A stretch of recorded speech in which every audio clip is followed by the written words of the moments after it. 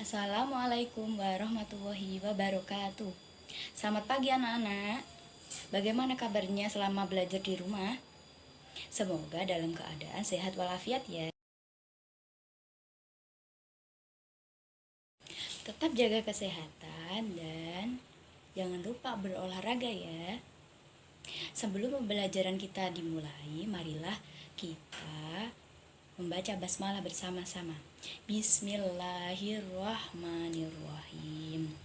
Semoga dalam pembelajaran kita hari ini bermanfaat bagi kita semua. Minggu lalu kita belajar tentang bab adab. Masih ingat kan apa saja adab itu? Kita mempelajari adab berkaca, bergaul dengan orang lain dan sebagainya. Hari ini kita akan mempelajari bab keteladanan Abu Bakar As-Siddiq radhiyallahu anhu. Abu Bakar As-Siddiq radhiyallahu anhu dilahirkan di Makkah pada tahun 573 Masehi atau kurang lebih 2 tahun 6 bulan setelah tahun gajah. Dari sini dapat kita pahami bahwa Abu Bakar As-Siddiq lebih muda dari Rasulullah SAW karena beliau lahir pada tahun gajah atau tepatnya pada tahun 571 Masehi. Ibu Abu Bakar As-Siddiq bernama Aminah binti Wahab dan ayahnya bernama Abdullah bin Abdul Muthalib. Setelah Rasulullah wafat, Abu Bakarlah yang menggantikan menjadi khalifah yang pertama di dalam Khulafaur Rasyidin pada tahun 632 Masehi. Abu Bakar As-Siddiq bernama asli Abdullah bin Abi Quhafah dan ia digelari As-Siddiq yang berarti terpercaya setelah ia menjadi orang yang pertama mengakui Isra Mi'raj Nabi Muhammad SAW. Sifat-sifat keteladanan Abu Bakar As-Siddiq yang dapat kita pelajari yaitu nama Abu Bakar As-Siddiq radhiyallahu anhu adalah tidak asing lagi bagi sekalian umat Islam, baik dahulu maupun sekarang. Dialah manusia yang dianggap paling agung dan sempurna dalam sejarah Islam sesudah wafatnya Rasulullah SAW. Adapun sifat-sifat keteladanannya, yang pertama, kemuliaan akhlaknya, akhlak terpuji yang dapat kita petik. Yang kedua, kemurahan hatinya dalam mengorbankan harta benda dan kekayaannya. Yang ketiga, kebijaksanaannya dalam menyelesaikan masalah umat. Yang keempat, ketenangannya dalam menghadapi kesukaran. Yang kelima, kerendahan hatinya ketika berpuasa. Dan yang keenam, serta tutur bahasanya yang lembut lagi menarik dan sukar dicari bandingannya. Permasalahan yang dihadapi oleh Abu Bakar As-Siddiq radhiyallahu anhu. Yang pertama yaitu gerakan nabi palsu. Banyak orang yang mengaku nabi, salah satunya yaitu Musailamatul Al-Kadzab. Yang kedua, gerakan kaum murtad. Yang ketiga, gerakan kaum munafik. Yang terakhir, munculnya kaum yang enggan membayar zakat. Kemajuan yang telah dicapai pada masa kekhalifahan Abu Bakar As-Siddiq. Perbaikan sosial dalam masyarakat.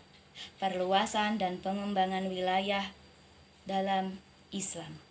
Mengumpulkan ayat-ayat Al-Quran sebagai kepala negara dan pemimpin umat di seluruh Islam. Ibrah dari kekhalifahan Abu Bakar As-Siddiq radhiyallahu anhu yaitu menciptakan stabilitas sosial dengan cara mengatasi orang-orang murtad dan para pemberontak, menerima masukan dari orang lain demi kebaikan. Hal ini ditujukan dalam pembukuan Al-Quran. Yang terakhir yaitu menyebarkan Islam dengan cara berdamai, karena selain dengan cara perang, penyebaran Islam dapat dilakukan dengan dakwah dari suri tauladan yang baik. Sejak kecil, Abu Bakar senang sekali berbuat kebajikan dan hal-hal terpuji. Salah satu sahabatnya berkata, "Sesungguhnya engkau selalu menyambung tali silaturahim, selalu berkata benar, banyak menanggung kesulitan orang lain, menolong orang-orang yang menderita, dan menghormati tamu. Begitu kesaksian Ibnu Dugunah, sahabat Abu Bakar. Abu Bakar termasuk orang yang paling utama masuk Islam. Ia adalah sahabat Nabi Muhammad SAW yang paling setia, mendampingi Rasulullah sejak masuk Islam sampai meninggal. Ketika Nabi Muhammad SAW berhijrah dari Mekah ke Madinah, Abu Bakarlah yang menemaninya. Pada saat itu, Kamis 27 Safar tahun ke-14 kenabian, waktu tengah hari, Rasulullah SAW mendatangi Abu Bakar di rumahnya. Abu Bakar berkata, "Demi Allah, beliau tidak akan kemari pada saat begini, kecuali ada urusan penting." Beliau mengabarkan kepada Abu Bakar bahwa Allah Subhanahu wa Ta'ala telah mengizinkannya untuk hijrah ke Madinah. Setelah memastikan rencana hijrah, Rasulullah SAW pulang ke rumah sambil menunggu waktu malam tiba. Pada hari yang sama, para tokoh kafir Quraisy sedang mengepung rumah Rasulullah SAW. Mereka berniat akan membunuhnya. Setelah lewat tengah malam, mereka meyakini inilah cara terakhir untuk menghentikan Rasulullah berdakwah kepada Islam. Ketika malam semakin larut, Rasulullah keluar dari rumahnya menuju rumah Abu Bakar tanpa diketahui oleh orang-orang yang memusuhinya. Lalu mereka berdua berusaha keluar dari Mekah sebelum fajar menyingsing. Mereka justru menuju ke arah Yaman, arah selatan Mekah, tidak langsung menuju ke Madinah. Setelah sampai di dekat bukit yang tinggi dan terjal, mereka berdua berencana bersembunyi. Abu Bakar membantu Rasulullah SAW sambil menggendong naik ke atas bukit. Di depan mulut goa yang dikenal dengan Goa Thur, Abu Bakar berkata, "Ya Rasulullah, engkau jangan masuk sebelum aku masuk terlebih dahulu, agar jika ada sesuatu yang berbahaya, akulah yang kena, bukan engkau." Abu Bakar masuk dan membersihkan goa. Ia memeriksa dinding-dinding goa. Lalu Abu Bakar menyobek kain yang dipakainya untuk menyumbat lubang-lubang yang ada di dinding goa. Setelah itu ia berkata, "Silahkan masuk ya Rasulullah." Rasulullah masuk ke dalam goa, lalu menyandarkan kepalanya ke sebuah batu dan memejamkan mata. Abu Bakar menjaganya. Tiba-tiba kaki Abu Bakar disengat oleh binatang berbisa dari balik lubang yang disumbatnya. Ia berusaha tidak bergerak sambil menahan rasa sakitnya karena khawatir akan membangunkan Rasulullah. Namun rasa nyeri yang sangat membuat air mata Abu Bakar menetes dan mengenai wajah Rasulullah SAW. Rasulullah terbangun dan bertanya, "Apa yang terjadi, wahai Abu Bakar?" "Aku disengat binatang berbisa, wahai Rasulullah." Lalu Rasulullah meludahi luka Abu Bakar dan rasa nyeri hilang seketika. Abu Bakar mendampingi suruhlah Abu Bakar untuk menjadi imam sholat. Sebagian ulama sahabat memahami bahwa perintah ini adalah petunjuk Nabi Muhammad SAW bahwa Abu Bakar adalah sahabat yang paling utama. Rasulullah juga pernah berpesan kepada Bilal sahabatnya, "Wahai Bilal, jika waktu sholat telah tiba dan aku belum datang, mintalah Abu Bakar menjadi imam." Oleh karena itu, setelah Rasulullah SAW wafat, Abu Bakar dibaiat sebagai pengganti pemimpin umat Islam. Ia menjabat sebagai khalifah selama sekitar 3 tahun.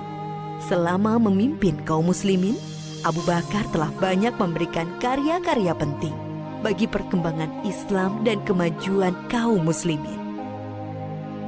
Antara lain, memerangi orang-orang murtad yang keluar dari Islam, melanjutkan rencana pengiriman pasukan Usamah bin Zaid yang sebelumnya telah dipersiapkan oleh Rasulullah SAW, memerangi para pembangkang zakat, memerangi nabi palsu Musailamah Al-Kadzab dan membukukan Al-Quran. Ide pembukuan Al-Quran datang dari sahabat Umar radhiyallahu anhu. Awalnya, Abu Bakar berkali-kali menolak pendapat itu. Namun setelah terjadi diskusi panjang, akhirnya Abu Bakar menerima hal tersebut. Lalu Abu Bakar memanggil sahabat Zaid bin Sabit, yaitu sahabat yang menjadi pencatat wahyu di masa Nabi Muhammad SAW. Dia bercerita kepadanya, Sesungguhnya Umar telah mendatangiku dan ia berkata kepadaku, banyak sahabat penghafal Al-Quran yang gugur dalam perang Yamamah, yaitu perang melawan Musailamah Al-Kadzab, sang nabi palsu dan pasukannya. Aku khawatir peristiwa serupa juga menimpa para qurra, para penghafal Al-Quran dalam peristiwa lainnya. Akibatnya akan hilang sebagian besar dari Al-Quran. Wahai Zaid, engkau anak muda yang cerdas. Kami mempercayaimu sepenuhnya bahwa engkau juga juru tulis wahyu Rasulullah. Jadi, carilah ayat-ayat Al-Quran itu, lalu kumpulkanlah. Zaid menolak sambil berkata kepada Abu Bakar dan Umar, Mengapa kalian akan melakukan sesuatu yang tidak pernah dilakukan oleh Rasulullah SAW? Demi Allah, ini perbuatan yang baik. tukas Abu Bakar. Zaid mengulangi penolakannya Tidak, sambil bergumam, andai kata ia membebaniku untuk memindahkan sebuah gunung, itu jauh lebih ringan daripada perintahnya menghimpun ayat-ayat Al-Quran. namun setelah diskusi, akhirnya Zaid menerima dan berkata, Akhirnya, Allah Subhanahu wa Ta'ala membukakan pintu hatiku, seperti halnya Allah membukakan hati Umar dan Abu Bakar. Mulailah aku mengumpulkan ayat-ayat Al-Quran yang tertulis di dedaunan, pelepah kurma, tulang belulang, juga dari para penghafal Al-Quran. setelah terkumpul menjadi satu mushaf, Khalifah Abu Bakar menyimpannya sampai wafatnya. Inilah jasa Abu Bakar yang sangat berharga dan masih bisa dirasakan oleh kaum muslim. Abu Bakar adalah sahabat sekaligus murid dari Rasulullah SAW. Ia mencontohkan bagaimana seharusnya sikap seseorang kepada sahabatnya dan murid kepada gurunya, yaitu rela menemani dalam suka dan duka, siap membantu dan menolong dengan harta, tenaga, waktu, bahkan jiwa, dan selalu berusaha menghormati, memuliakan, dan melindungi kehormatannya. Seseorang akan selalu dikenang baik jika ia telah berkarya untuk kebaikan umat manusia. Dan sebaliknya, ia akan dikenang buruk jika ia berlaku jahat bagi manusia. Oleh karena itu, hendaklah kita beramal baik sebanyak-banyaknya. Kebaikan untuk Islam dan kaum muslimin atas dasar iman kepada Allah akan menjadi jariah. Pahalanya terus mengalir meski seseorang telah meninggal dunia.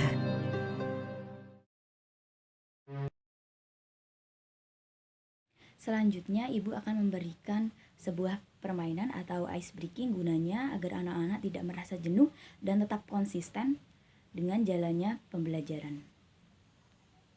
Atau memperhatikan pembelajaran selanjutnya. Ibu memberikan permainan yang pertama sapaan, yang kedua permainan pagi, siang, dan malam. Sapaan itu seperti ini. Ibu contohkan ketika ibu bilang, Assalamualaikum, apa kabarnya anak-anak? Nah, seperti itu kan. Nanti anak-anak bisa menjawab dengan jawaban seperti ini. Alhamdulillah, saya sehat, saya hebat. Yes, seperti itu. Saya coba ya. Assalamualaikum, apa kabarnya anak-anak? Kalian menjawab, Alhamdulillah, saya sehat, saya hebat. Yes, seperti itu. Permainan yang kedua yaitu permainan pagi, siang, dan malam. Kenapa seperti itu?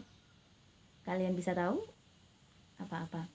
Kalau tidak tahu, ibu akan mencontohkan. Ketika ibu bilang pagi, kalian bisa menjawabnya dengan apa? Dengan bertepuk tangan 1 kali. Seperti ini, pagi, 1 kali. Kalau ibu bilang Siang berarti 2 kali tepuk tangannya. Siang. Ketika ibu bilang malam, malam berarti apa?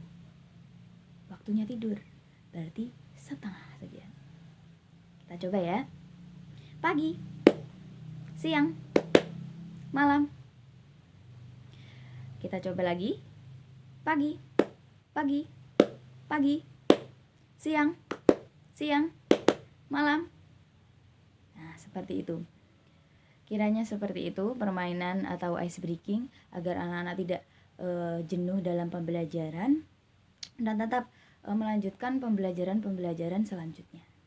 Sebelum Ibu menutup pembelajaran kita pada pagi hari ini, Ibu memberikan tugasnya yaitu mengerjakan soal latihan pada halaman 3 dan 4. Cara mengerjakannya ditulis di dalam buku, kemudian difoto, lalu dikirimkan ke grup WhatsApp kelas ya. Jangan lupa. Sekali lagi tetap jaga kesehatan walaupun hanya di rumah ya. Mari kita tutup pembelajaran kita hari ini dengan bacaan hamdalah bersama-sama. Alhamdulillahirabbil alamin. Wabillahi taufik wal hidayah. Assalamualaikum warahmatullahi wabarakatuh.